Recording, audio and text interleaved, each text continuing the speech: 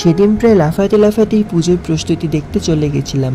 আমি চলে এসেছিলাম আমাদের বাড়ির খুব কাছেই কোলাঘাটের অন্যতম বড় পুজো কেটিভিপি রিক্রিয়েশন ক্লাবের মণ্ডপের প্রস্তুতি দেখতে। মণ্ডপটা দেখেছো? আমার তো মণ্ডপটা দেখে মনে হচ্ছে বাংলার হারিয়ে যাওয়া টেরাকোটা শিল্প এবং ওই যে টেরাকোটার যে পুতুলগুলো হয় না, ওগুলো দিয়ে মণ্ডপটা তৈরি করা হয়েছে। তবে খুব সুন্দর কারুকার্য করা হয়েছে। প্রতিমা তো এসেছে, তবে প্রতিমা ঢাকা। আর আমিও সেই সময় একটু নিজের ছবি তুলে নিচ্ছিলাম। আর পাশেই চলছিল নাটকের মহড়া, যেটা দেখে আমার পুরো মনটা ভরে গেল। সন্ধ্যেবেলা এসেছিলাম হঠাৎ করে, কোনোরকম কোনো প্ল্যান ছাড়া।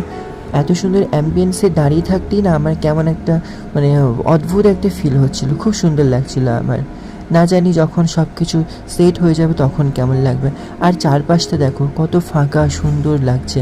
আমি একটু হেঁটেও নিলাম পুরো পাশটা জুড়ে, কারণ এখানে একটা সুন্দর পার্ক আছে। এই পার্কটা দিয়ে হাঁটতে আমার সত্যি খুব ভালো লাগছিল।